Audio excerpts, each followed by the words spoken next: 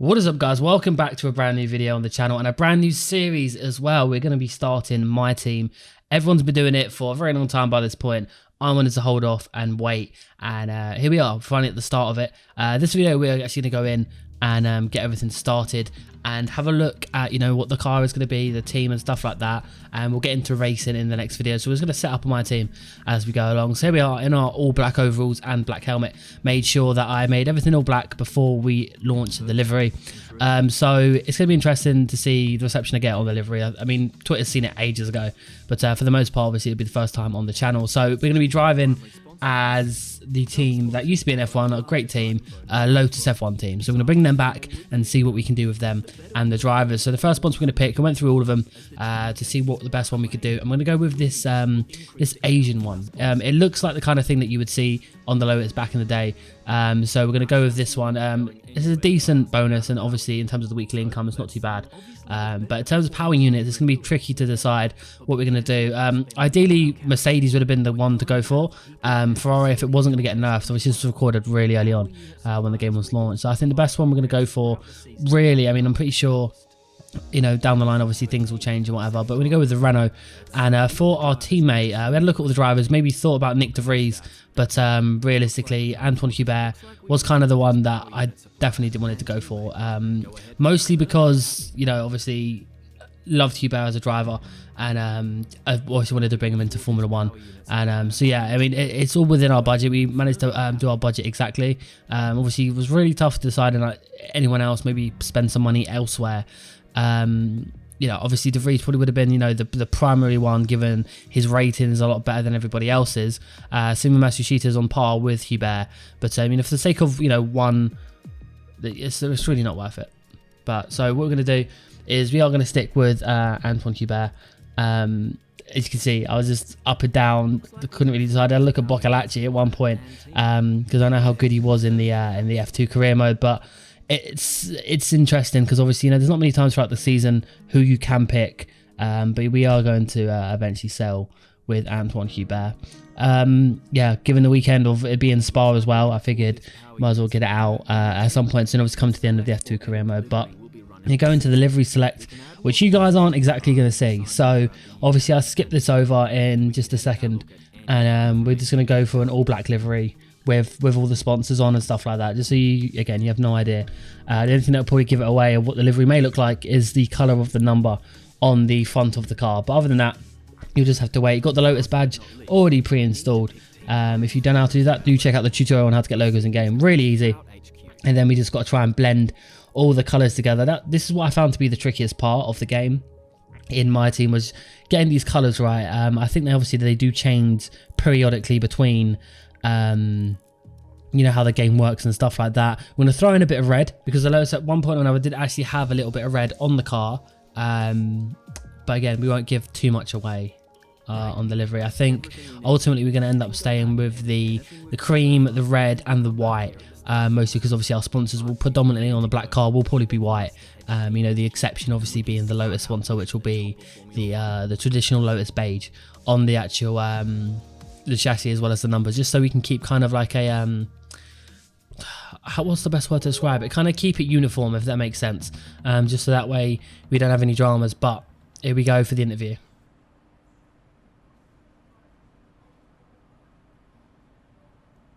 Okay, we're live in 5, 4, 3. Hello folks, and welcome to the HQ of Formula One's newest team. We've been invited backstage to gain an exclusive insight into what could be one of the most exciting entries in the sport for many years. Now, we've seen a number of new teams enter the sport over the last decade, amongst their number Manor, Caterham, HRT and of course Haas. And while some have proved to be successful, others have morphed into different teams and some have disappeared completely. What marks this team out, though, as being something different is that its owner is also its driver. Now, there's a rich history of that in Formula 1 too. Sir Jack Brabham, John Surtees, Graham Hill and Bruce McLaren all drove their own cars in the sport, but it has become increasingly rare in recent years. What's very special about this team, though, is that while the team itself is new to Formula 1, so too is its driver and owner. Whatever happens this season, you've already made the history books. Tell me, do you feel up to the mammoth task of both managing and driving for a Formula One team? I mean, obviously, it's kind of handy to see what kind of direction we're going to go. I mean, given the mammoth task, I mean, it's been obviously a lot of work to team get in this position, from the outside of you at least anyway, so. Every team needs 2 drivers, but what was it that drew you to your teammates? I mean, I touched on this already. I mean, Hubert was an easy option. No one aims to finish bottom of the table. Who's the team you're aiming to beat? Could go bold here. Probably going to go with Williams. Make it easy. How are you expecting the car to feel out on track? It's a shame there's no pre-season testing. That'd have been quite handy. The other teams now have years of experience, both on and off the track. How are you planning to catch up to them? A shed ton of money. That's the best we could probably hope for, to try to catch up to them. Overtaking is a key part of this sport. How have you ensured that your car can take advantage of each opportunity that comes your way? Lots of dive bombs and hairpin times. And finally, which of your new departments are you most proud of? I haven't seen any of them, mate. Not one. Well, that's about all we've got time for here. We will see how this fledgling team fares in its first Grand Prix. Okay, great. Thank you. That's a wrap. Well, again, like I said, it's a shame there's no pre-season testing. That'd be quite handy. But there is our car under the wraps. Yeah, so it's going to be interesting to see the reaction to the livery. Obviously, we're going to do all of our activities and all the fundamental stuff that we need to do prior to the Australian Grand Prix on our lead up to the first race of this series. And then moving forward, everything else that we have in abundance for the entire season. Obviously, a 22 race season, as most people are doing. Obviously, you do have the option to do a shortened season, which is kind of cool. But naturally, the first one, obviously, you want to do a full season. Maybe down the line, change it up a little bit. Maybe alternate, between the races and all that. But that will for sure be interesting. Looking at R&D, we're quite a low down in terms of teams. I mean, we've got quite a few parts already. Given the answers we gave, the aerodynamics helped us up massively. I think it set us up relatively okay on the power unit side, but again, that's not something I'm too sure of.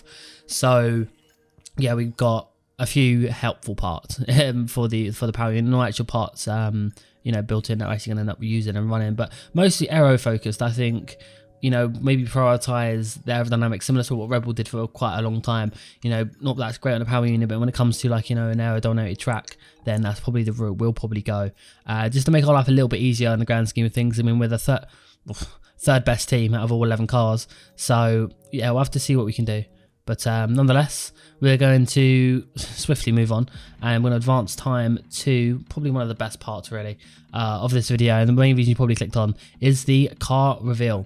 So that's going to be the best part of this, and like I said, we'll get into the car for the next race and just see what we can do. It's very interesting because obviously at this point I haven't driven any F1 cars on this game.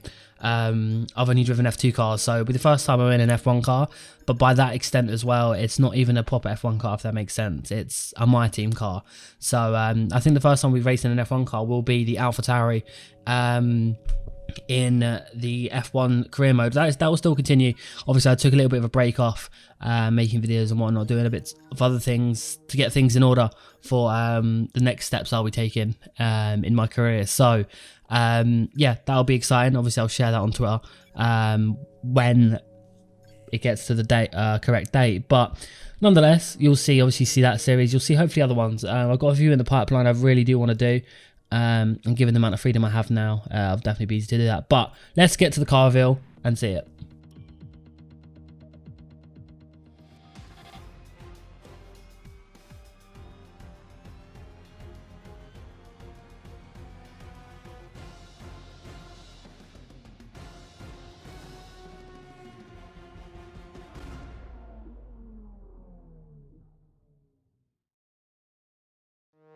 So there she is, the Lotus E 2020.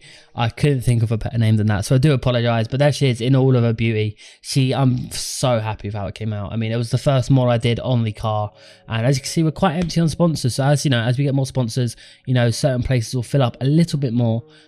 Just make sure that obviously we're looking pretty snazzy in those regards. But I'm sorry for it came out, and you can see the boy is obviously in the actual garage now. I'd cut out the parts. Obviously I was going through all these bits before, but you have to see all the different all the different areas of the team as well. I mean, obviously right there we have the driver as well, so I'm pretty sure I'll show you the driver suit in a second, but it's going to be an interesting road and see what we can do with this Lotus. I mean, Lotus was traditionally very great out of the box, so we'll have to see what we can do. In the first race, everyone's reliability will be a little bit low, but as long as we can make good on everything on our end of the deal, and moving forward, we probably shouldn't have any dramas in terms of actually, nailing the rest of the season. But obviously, looking at the R&D, we're looking at chassis quite a bit. I think chassis would be quite important and integral to this, as well as the power unit. We do need to beef that up quite a bit. I mean, as it stands, we've got a better power unit than Renault, so that's interesting. Probably not as good as McLaren,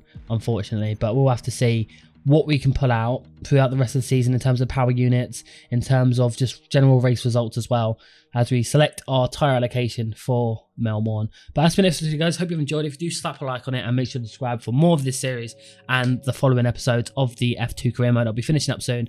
Until then, guys, take care. Bye bye.